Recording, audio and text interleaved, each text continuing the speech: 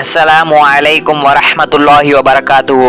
வாலிப சமூகத்தை மீட்டெடுப்பதற்கான வழிகள் மக்தப். கடந்த வாரம் இன்றைக்கு காலத்து நம் வாலிப சமூகம் வீண் விளையாட்டுகளிலும் கூத்து கும்மலாட்டங்களிலும் வீணான காரியங்களிலும் ஈடுபடுகிறார்கள். சாதிக்க வேண்டிய பருவமான இருக்கிற அந்த வயசில் அவர்கள் வீணடித்துக் கொண்டிருக்கிறார்கள். மொபைலில், இன்டர்நெட்டிற்கும், கேம்ஸுக்கு, சினிமாக்களிலும் போதைக்கும் அடிமையாகி கொண்டிருக்கிறார்கள். இந்த சூழ்நிலையில் அதை நாம் தான் மீட்டெடுக்க வேண்டும். எதையுமே பேசி வேதனைப்பட்டால் மட்டும் போதாது, அதற்கான தீர்வை நோக்கி நாம் நகர வேண்டும். இஸ்லாத்தின் அனைத்திற்கும் தீர்வு இருக்கிறது. எத்தனை காலங்கள் கடந்தாலும், எத்தனை நவீன பிரச்சனைகள், சிக்கல்கள் நம்மிடையே தோன்றினாலும் அனைத்திற்குமான தீர்வுகள் தான் எல்லா ரப்புல் ஆலமீன் இஸ்லாமிய மார்க்கத்தை நமக்கு வழங்கியிருக்கிறான். இன்றைக்கு அந்த வாலிபர்கள் தான் நாளைக்கு ஒரு குடும்பத்தின் தலைவராக, ஒரு சமூகத்தின் தலைவராக, ஒரு மஹல்லாவின் தலைவராக, ஏன் ஒரு நாட்டின் தலைவராக வர இருக்கிறார்கள். நமது குழந்தைகள் நல்லவராக, நல்லொழுக்கம் உள்ளவராக, மார்க்கத்தில் ஈடுபடுபவர்களாக அவர்களை வார்த்தெடுக்கும் ஒரே இடம் மக்தப் மதர்சா தான். சமுதாயத்தின் ஒழுக்கமும் முன்னேற்றமும் மக்தப் மதர்சாவிலிருந்து தான் உருவாகிறது. பெற்றோர்களை மதிக்கும் பிள்ளைகளாக, அவர்களுக்கு பணிவிடை செய்யும் பிள்ளைகளாக, அனைவரையும் போற்றப்படும் பிள்ளைகளாக, அல்லாஹ்வின் அன்பையும் அருளையும் பெற்ற பிள்ளைகளாக நம் பிள்ளைகளை உருவாக்கும் தலங்கள் தான் மதர்சாக்கள்.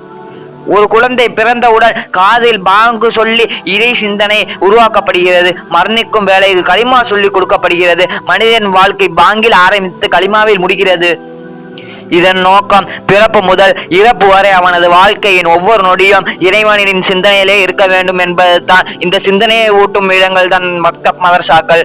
உண்ணுவதின் ஒழுக்கம் என்ன, உறங்குவதில் ஒழுக்கம் என்ன, கழிவறையின் செல்லும் ஒழுக்கம் என்ன, இப்படி சிறு சிறு விஷயங்களை ஆரம்பித்து நம் பெற்றோர்கள், உறவினர்கள், நண்பர்கள், அண்டை வீட்டார்கள் போன்றவர்களுக்கு எப்படியெல்லாம் நடந்து கொள்ள வேண்டும், நம் நாயகம் ஸல்லல்லாஹு அலைஹி வஸல்லம் அவர்களை எப்படி நேசிக்க வேண்டும், சத்திய சஹாபாக்களை எப்படி மதிக்க வேண்டும், கண்ணியம் நிறைந்த இமாம்களை எப்படி கண்ணியப்படுத்த வேண்டும், எல்லாவற்றுக்கும் மேலாக படைத்த ரப்பை எப்படி அஞ்ச வேண்டும், இப்படி மார்க்கம் சார்ந்த எல்லா விஷயங்களையும் போதிக்கப்பட்டு உருவாக்கப்படும் குழந்தைகள் நிச்சயம் எதிர்காலத்தில் சிறந்த தலைமுறைக்கும் உருத்தானவர்களாக இருப்பார்கள்.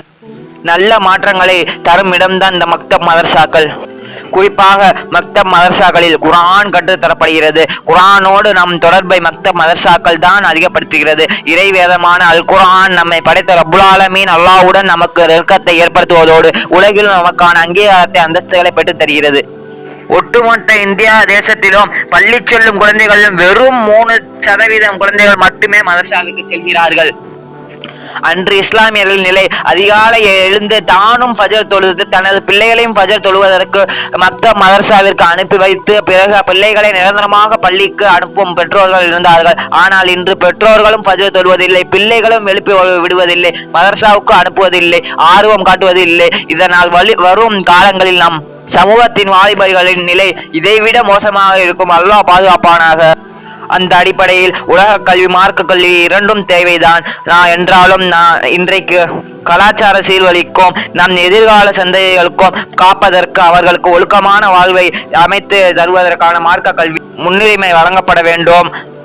எனவே அன்புள்ளம் கொண்டவர்களே, நாம் அனைவரும் நம் பிள்ளைகளை மக்தப் மதர்சாவுக்கு அனுப்பி வைக்க வேண்டும். நாம் நம் பிள்ளைகளுக்கு மார்க்க கல்வியை கொடுப்பதில் ஆர்வம் காட்ட வேண்டும். அதுதான் அவர்களின் எதிர்காலத்தை பிரகாசிக்கும். வல்ல ரஹ்மான் அருள் புரிவானாக. ஆமீன் ஆமீன். அஸ்ஸலாமு அலைக்கும் வரஹ்மத்துல்லாஹி வபரகாத்துஹு.